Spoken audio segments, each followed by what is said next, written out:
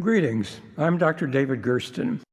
Today's video is about the role of dopamine in mood, motivation, and mental disorders.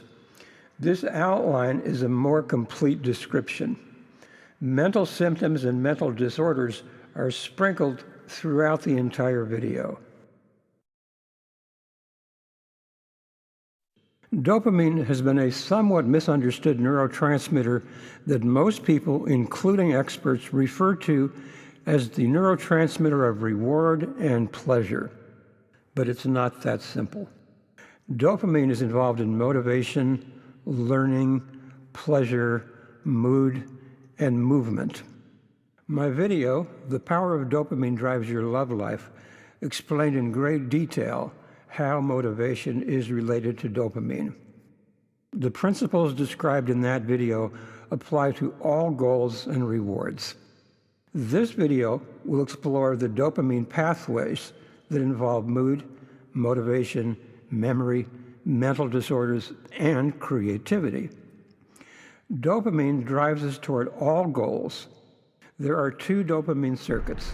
The dopamine desire circuit fires up our hope to attain a goal. The desire circuit is like fire or a rushing river. It needs to be channeled.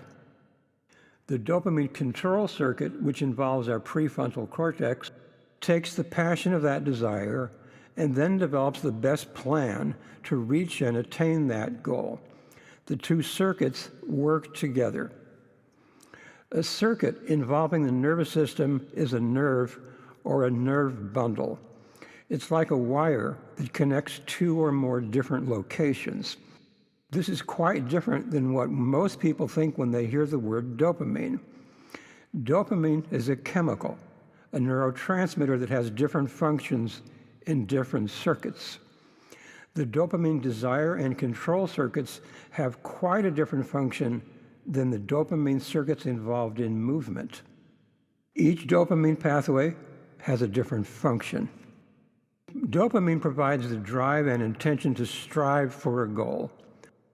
Dopamine-driven behavior occurs in faraway space, in the world of things we don't yet have, in the realm of things in the future, and at a distance.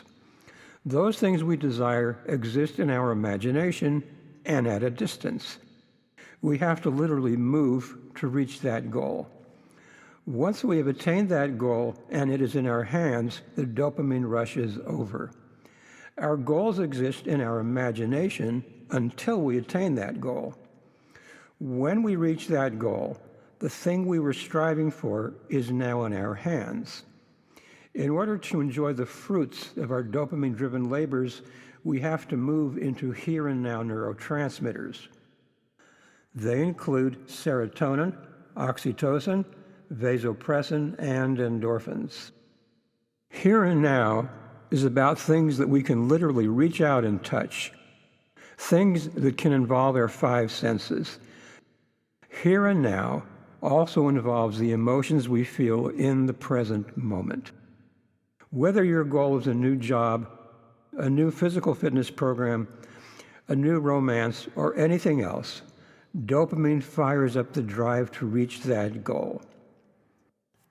Dopamine is not simply about the pleasure we attain when attaining a goal. Dopamine is all about reward prediction error. When approaching any goal, we have an expectation. When we attain that goal, if it turned out better than we expected, we have a large burst of dopamine. If it met our expectation, there is no dopamine release. And if the results turned out worse or less than we expected, there is a decrease in dopamine. Dopamine plays a role in learning, cognition, attention, and working memory. It is likely that the role dopamine plays in striving for goals relates to its role in memory and concentration. As we strive for and reach a goal, we are constantly learning. We are learning what goal is worth pursuing further and which goals, people, or activities we choose to avoid. What we focus on depends on our past experience. Learning may have something to do with motivation. If we are motivated, we pay attention. Motivation has to do with dopamine. We can easily concentrate on something that past experience has taught us is worth paying attention to. Dopamine is also involved in what's called working memory. I'll use a computer analogy to explain this. Our computer involves RAM, R-A-M, and ROM, R-O-M. ROM is the amount of available hard drive space you have in which to store a document. RAM holds the working memory until you save and permanently store the information in ROM on your hard drive. Now here's how RAM and ROM relate to dopamine. There is a lot of dopamine in our brain's hippocampus. The hippocampus acts like RAM, our working memory. The hippocampus helps decide if what we are working on in working memory is worth saving. If your hippocampus metaphorically decides to keep that memory, the details of that memory will be stored throughout the brain. Our past experience with a goal or a person predicts our future motivation about those goals. Motivation plays a big role in whether we will store an experience in long-term memory or not. Focus and attention involve dopamine. Our brain and mind pay attention to things that motivate us, things that matter to us. Through the dopamine desire pathway, we learn what motivates us to move toward a goal or move away from it. We pay attention to things that have already proven to be worthy of our attention. When there are low dopamine levels in the prefrontal cortex, we are likely to have impaired concentration and poor attention. In a few minutes, we will explore what we feel like when our dopamine is too low, when it is normal, when it is too high, and when it has skyrocketed. Highly driven people have high levels of dopamine, but so do highly creative people, which includes all kinds of artists, scientists, inventors, architects, and anyone who spends a great deal of mental time working on a project. Why would creativity cause similar dopamine levels as someone who is pursuing a new goal? Dopamine involves cognitive flexibility and being open to new experiences. These are qualities that are part of what makes a creative person creative. Creativity is not about the here and now space. It is about dopamine-driven, far-away space. It's not about things we can reach out and touch. A creative person is a highly sophisticated dreamer. A creative person looks at or imagines a dozen things that most people would consider to be separate. In her mind, the artist sees new relationships between seemingly unrelated things. Let's say she is a composer. She sees, hears, and knows that there are an infinite number of ways of putting notes together in a musical way. Creativity, which is taking place in our imagination, is dopamine-driven. Nikola Tesla, the great inventor, is a good example. Everything that he invented was created entirely in his head. He invented free energy.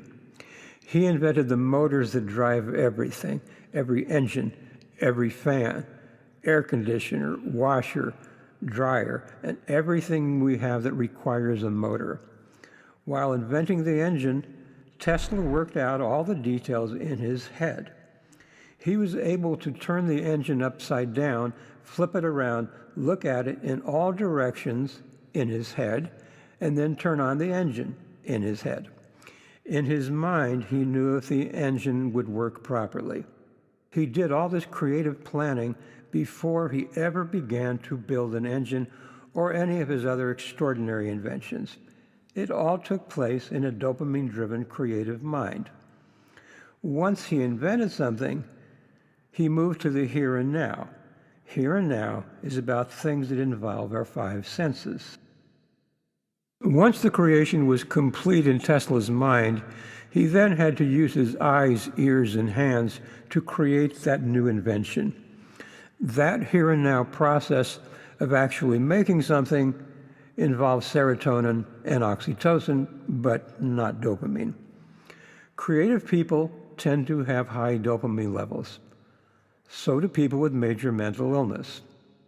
The drugs that treat schizophrenia and mania, the antipsychotics, decrease dopamine levels. Now, let's look at the biochemical pathways that involve dopamine. The dopamine pathway graphic will guide this discussion. Dopamine is one of the catecholamine neurotransmitters. This chemistry can involve the amino acid phenylalanine, an essential amino acid. Essential means that we must get it from our diet. In the presence of the enzyme phenylalanine hydroxylase, phenylalanine is converted into the non-essential amino acid L-tyrosine. Non-essential amino acids are made from essential amino acids. The term non-essential amino acid is often incorrect. When we are mentally or physically stressed, a non-essential amino acid becomes essential. So a better term for non-essential amino acid is conditionally essential amino acids. With that said, the amino acid L-tyrosine is the real starting point in the production of dopamine. L-tyrosine converts into L-dopa through the enzyme tyrosine hydroxylase. This enzyme requires ferrous iron and oxygen. L-dopa converts into dopamine through the enzyme dopa decarboxylase.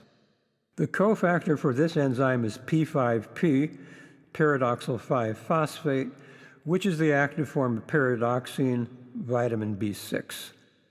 Dopamine then converts into norepinephrine through the enzyme dopamine beta hydroxylase. This enzyme requires copper and vitamin C. Finally, norepinephrine converts into epinephrine through the enzyme PNMT. PNMT requires SAMe. In the adrenal glands, epinephrine is called adrenaline, which is a hormone. My intake form includes a symptom checklist. If a person checks the boxes for lack of pleasure, low energy, and lack of motivation, 3 things come to mind.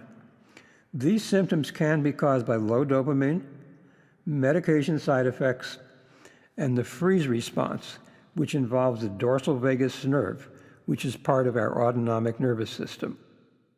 Now, let's look at lab work to better understand dopamine. The printout of lab results will always indicate if a particular item is normal, high, or low. Each laboratory has to have a normal range, but I look at lab work with 5 possible outcomes. I believe a lab result may be low, low normal, optimal, which is the middle third of a reference range, high normal, or elevated. I once spoke with a lab director of a large hospital and asked him, do doctors look at the actual raw data, the number associated with the result? He quickly replied, no. I asked him, how do you know that? Easy, he said. They only look at the column that indicates L, N, or H. That is, low, normal, or high. They do not look at the actual raw data. Why does this matter? For de novo laboratories, the reference range for plasma tryptophan is 30 to 67. Anything between those 2 numbers is considered normal. Conventional doctors will almost never treat a lab result that is anywhere in the normal range. If a person's tryptophan result is 30, the lab has to report that as normal. If the result is 29.9, the lab has to report that as abnormally low. What is the clinical difference between 29.9 and 30.0? Nothing. There is no difference. The difference is that most doctors will not regard 30 as a problem that needs to be addressed, but they will strongly respond to 29.9 as if they are treating an emergency. Now that I've explained how to evaluate lab results, make sure that you look at the raw data of your lab work. My baseline testing includes amino acid analysis and urine organic acids. Each test has about 44 subtests. Urine organic acids are the breakdown products of biochemistry. The breakdown product of dopamine is HVA, or homovanillic acid. Dopamine converts into norepinephrine, whose urine organic acids are VMA, which stands for vanillomandelic acid, and 3-MHPG, which stands for 3-methyl-4-hydroxyphenylglycol. If homovanillic acid is low, you have a dopamine deficiency.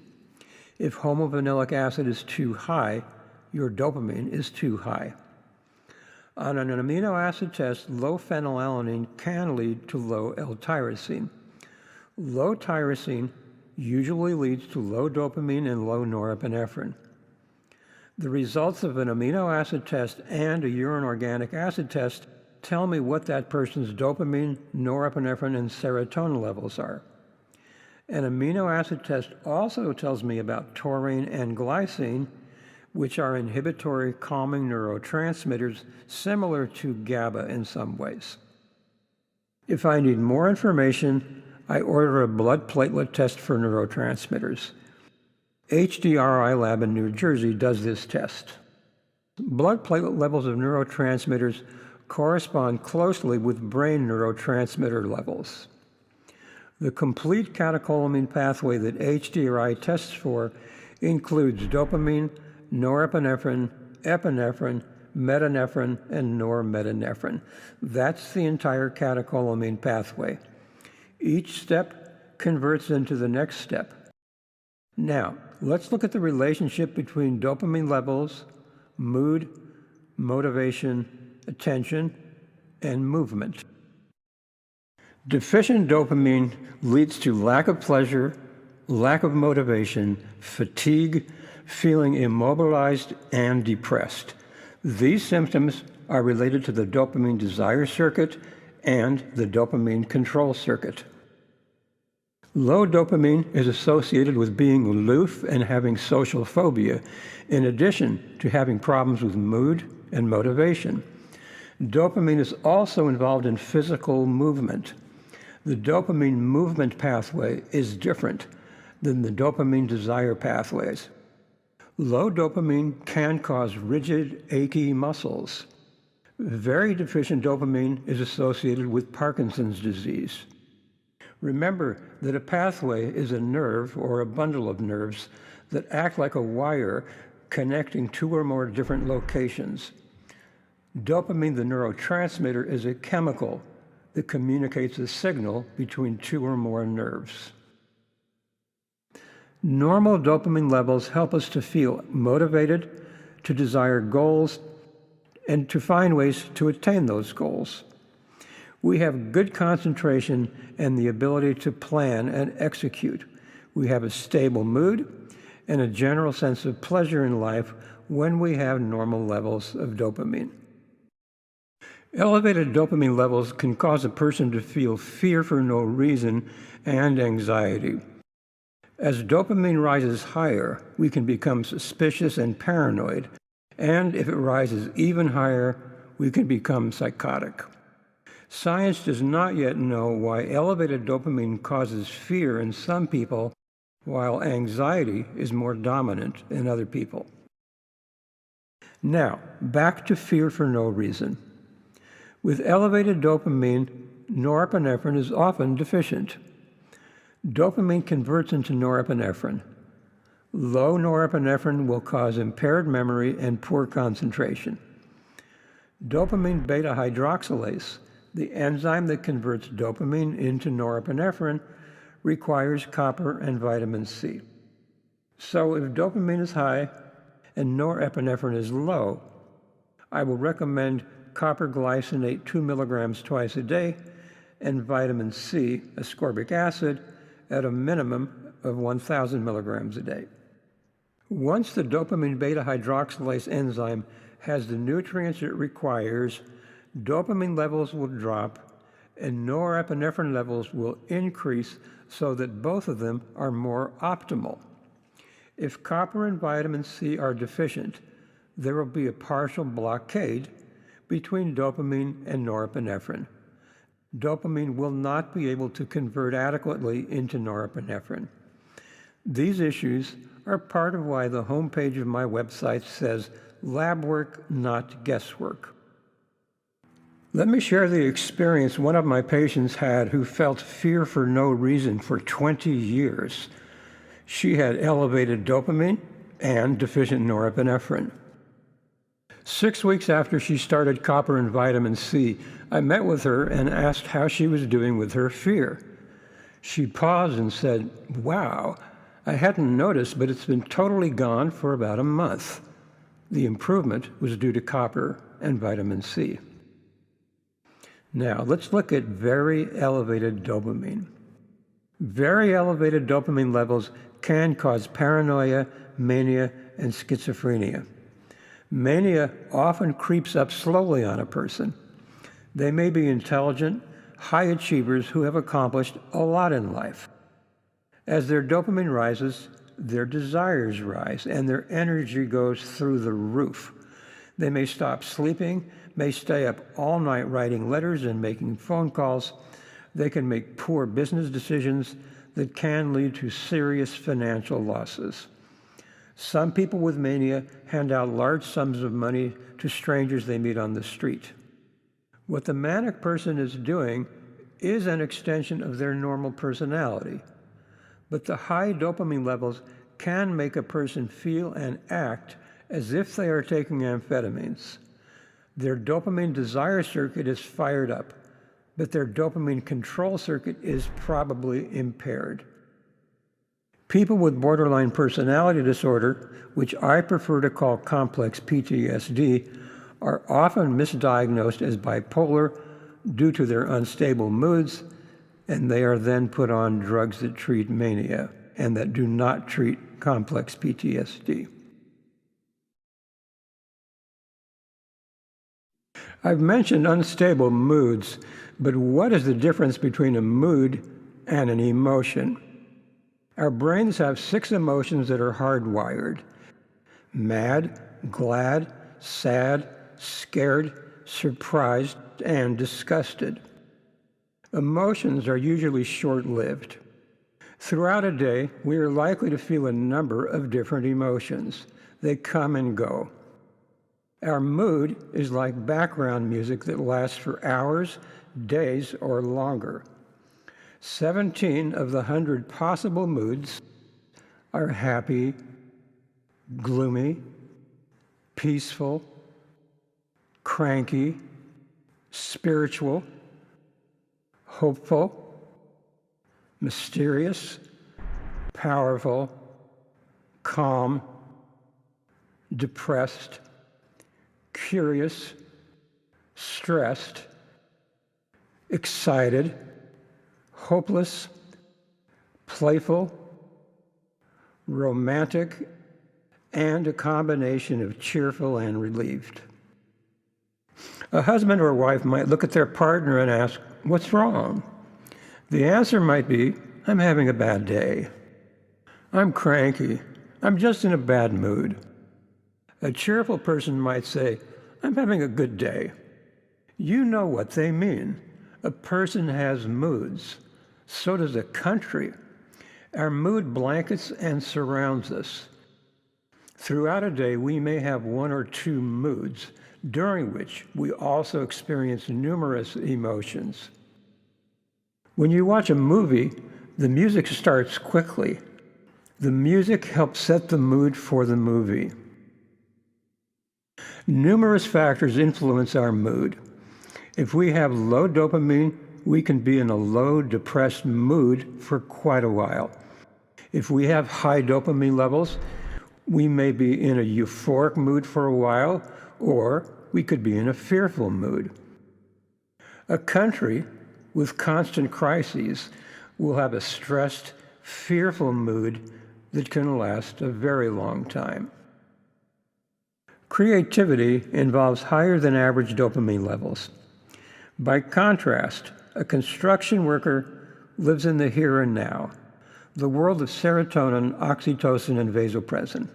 He is present, paying attention to what he sees, hears, feels, touches, and smells. Women are more sensitive to oxytocin, and men are more sensitive to vasopressin. A creative person's dopamine-driven mind exists in faraway space, in ideas, concepts, and creations that she is assembling in her head, but not with her hands. Creativity is about the purposeful use of imagination. When a musician, a composer, is creating, she is in faraway dopamine-driven brain chemistry. A musician who is performing is not in a dopamine-driven state. I believe that everyone is born with creativity. Children sing and dance without inhibitions. If they find a crayon, they're going to draw pictures. If a parent does not support that innate creativity, it will wither away, and that child's imagination will wither away. A professional creative person is passionate about what they do, and their creative urge is so strong that many starving artists would not change careers. Low dopamine is associated with low motivation, low energy, low mood, lack of pleasure, and depression. Elevated dopamine can cause fear for no reason and anxiety. And very high dopamine is associated with major mental illness. Healthy dopamine levels are required for life, for having the dopamine-driven desire to go to the store, to climb a mountain, to go to college, to interview for a job, and to find new romance. But remember this, dopamine is about anticipation and expectation. If your job interview went better than you expected, you have a rise in dopamine. If it went just as you expected, there is no dopamine release. And if that interview went worse than you expected, dopamine levels drop. We need to keep dopamine in a healthy balance. That means that other parts of the catecholamine pathway, including norepinephrine, also need to be in the optimal range. Most of the time, experts talk about one item, one neurotransmitter, without considering that it's not just about dopamine. It's not just about one neurotransmitter. A more complete understanding of neurotransmitters that affect our mood and well-being should include several neurotransmitters.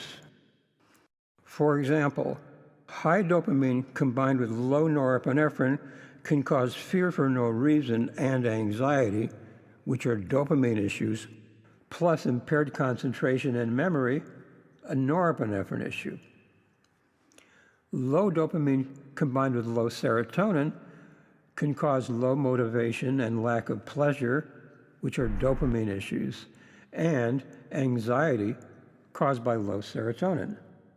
High dopamine is associated with seeking new and surprising experiences. Serotonin has the opposite effect. It decreases novelty seeking. The desire for novel experience involves the balance between dopamine and serotonin. Let's add GABA to this discussion. High dopamine combined with low GABA can cause fear for no reason and high anxiety that is not buffered by the calming quality of healthy GABA levels. This person will be very anxious. If she had normal GABA levels, that would offset some of the fear and anxiety caused by elevated dopamine. Now we're going to look at 7 natural ways to boost dopamine. The right nutrients can help reduce high levels of dopamine, but if you are deficient in dopamine, what can you do? Number 1, if your tyrosine is low, take L-tyrosine along with P5P. This is the most important way to boost dopamine. If an adult is average in weight, I generally recommend 1,000 milligrams of L-tyrosine twice a day and at least 25 milligrams of P5P twice a day. Tyrosine needs to be taken 45 to 60 minutes before or after meals. There are 6 amino acids that compete to get into the brain at the same place. So if you take tyrosine with meals, less tyrosine will get into your brain than if you took it away from meals. Tyrosine does more than create the catecholamine neurotransmitters. It is also the precursor to thyroxine, which our thyroid gland makes. If you are hyperthyroid, I suggested that you start with no more than 1,000 milligrams of tyrosine a day. Have your TSH and T4 checked before starting on tyrosine, and then repeat these lab tests on a regular basis. Number 2, exercise boosts dopamine. Number 3, L-theanine boosts dopamine.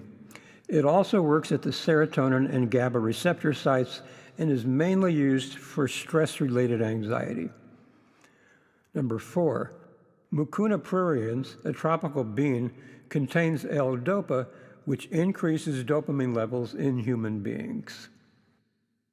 Less predictable dopamine boosters include ginkgo biloba, curcumin, and oil of oregano. These have been shown to increase dopamine in animal studies. However, there are no human studies involving these 3. In this list of 7 items, the most important ones are L-tyrosine, exercise, and mucuna pruriens. We've looked at the biochemistry of dopamine and what low, normal, and elevated dopamine levels feel like. Getting dopamine into the optimal range, which is the middle third of the normal range, is likely to improve your motivation, mood, memory, attention, and mental health. Thank you for watching. If you learned something from this video, please like and subscribe. Have a great day.